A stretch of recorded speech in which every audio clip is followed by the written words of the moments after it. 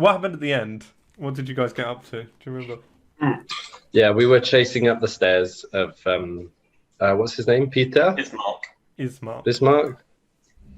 Yeah, and I he don't told want you to call him about his Peter. he told you about his sister Irina, and you can see Irina looking up at a figure that is out of your eyesight at the moment, and she looks completely like enthralled by what she's looking at. Can both of you two do a perception check? Oh, we got a 4. And I you cannot see yeah. past the stairs. And you taking the staircase to go up the other direction, it delayed you a little bit. And I'll explain what you see in a second. Let me just see what Hans gets or Jacob gets. 11.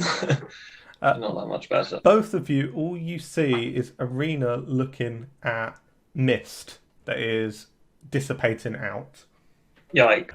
And she seems to snap out of whatever trance that she was in, and she turns around and looks at you.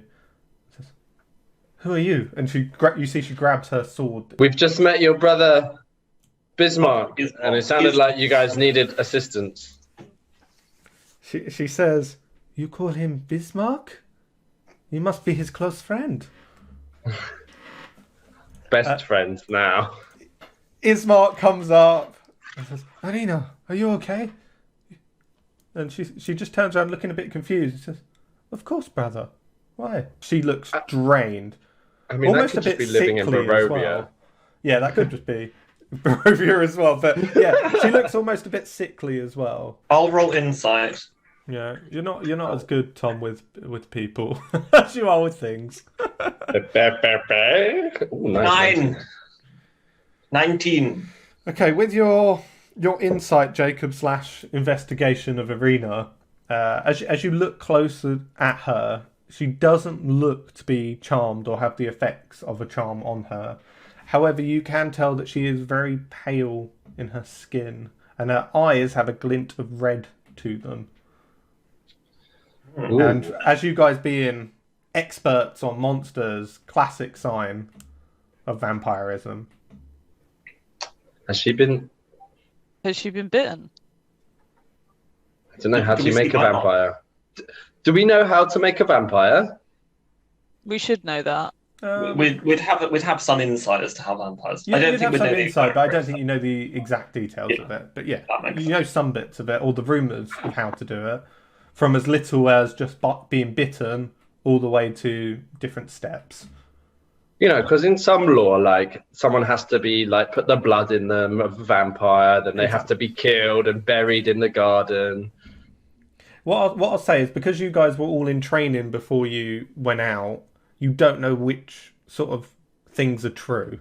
But like I said before, anything you know about vampires as players, your characters will know. So you know all the like urban myths.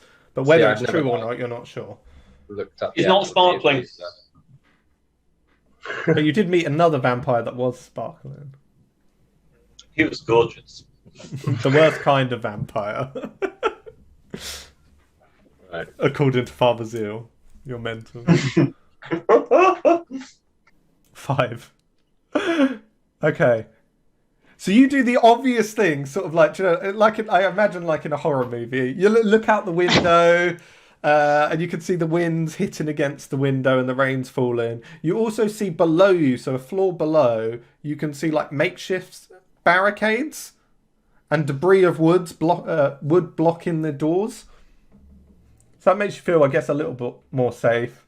As you realise, one of the windows does have a slight crack in it. Not a hole, but a crack on one of the small panes. Can I patch up the crack? What are you patching it up with? Just like cover it with like, because I don't want the mist getting in. There is...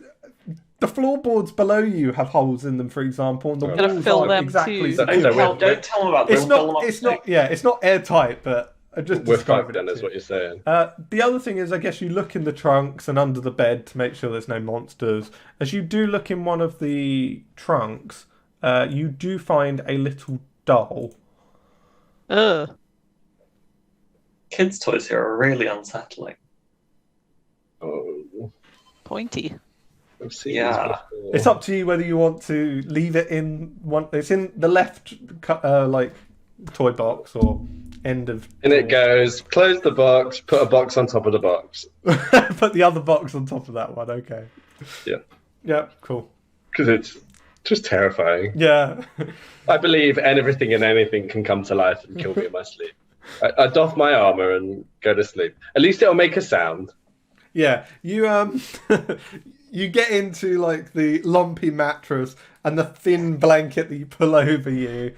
And surprisingly, after like all your anxieties, you're exhausted and you start to fall into sleep. As you sleep, you start to have a dream. I had a dream. Um, Oh, what a great dream! I'll describe the dream to you though, even though I think you might have an idea already. You see yourself floating almost behind your vampire friend Robert, and you can see him digging up the spot where you buried the ring. Oh no. All going. Alright, let's just hope it's just a dream. Fucking Smeagol. And you see him digging it up and clawing at it frantically, trying to get it. Alright, it's his problem now. So midnight, you start dreaming of you looking up at the sky at a distant dark star looking back at you. And then all of a sudden you're in a place you haven't seen before. It's a crossroads. You can see that there's a wooden sign, like a wooden post going up with wooden signs coming off of it. And you see ravens flying around it. Oh. You get the sense of great danger in this place, or emanating from this particular place that you can see vividly. Crossroad with crows. Okay. Ravens. But yeah. Ravens. Even Oh, cool. Not liking. Hans. oh, Yeah, you drift off, and I guess the dream starts off like most of your dreams.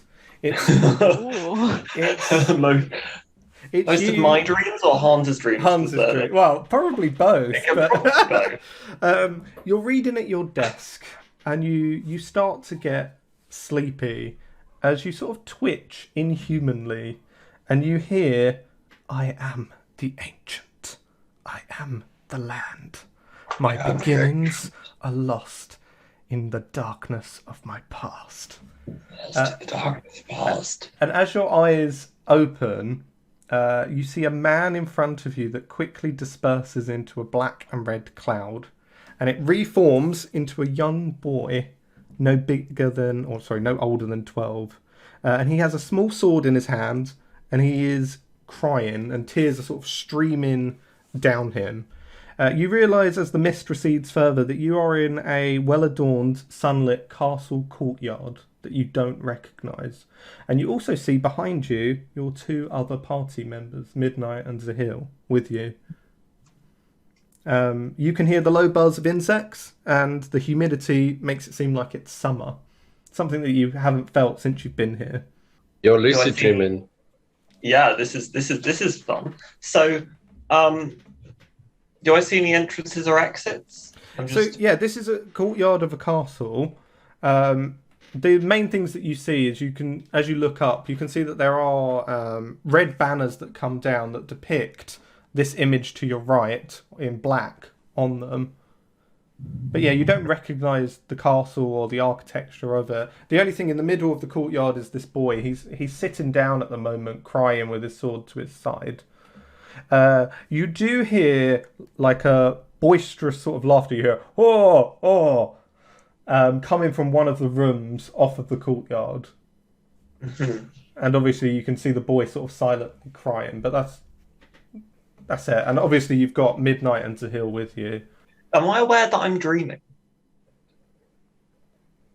Good question.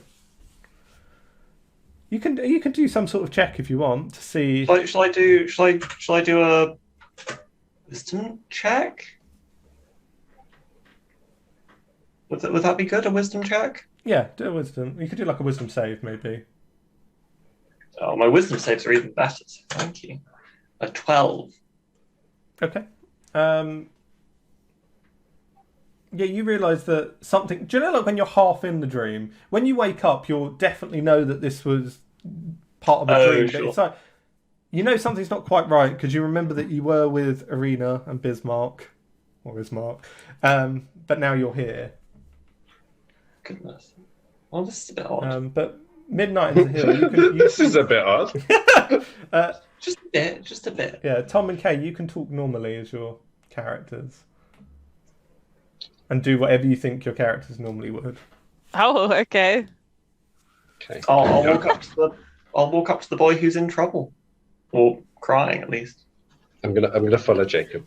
I would also probably follow. Yeah, the boy looks up at you and wipes his tears and says, "Hello, Hans."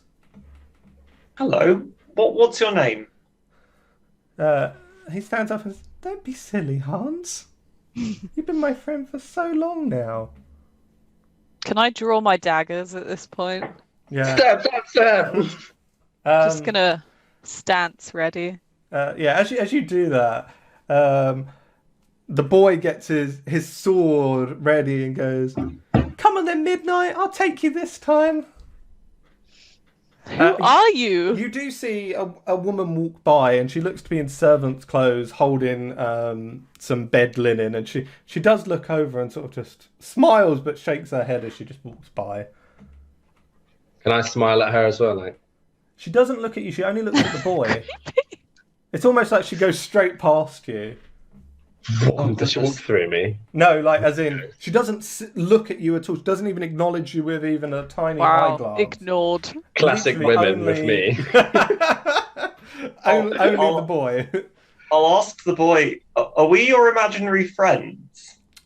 He looks at you like, "Don't be stupid. Of course you are. You know that." Yes. Well, what game would you like to play this time, then? I'll put my daggers back. He says, "I really should be training." Well, then let's train. Yeah, and you see he gets his sword and he starts doing some moves with it. And I very quickly grab a snack. Yeah, no problem. I guess I'll drop my warhammer, as I think that'd be a bit much. Do you have a sword I can borrow? He says, "You don't need one. You've got your stuff." Oh, okay, And then you fine. see there's a sword in your hand. Oh, wow, brilliant! Thank you. So can I imagine a sword and I'll have one? Yeah, there's a sword in your hand.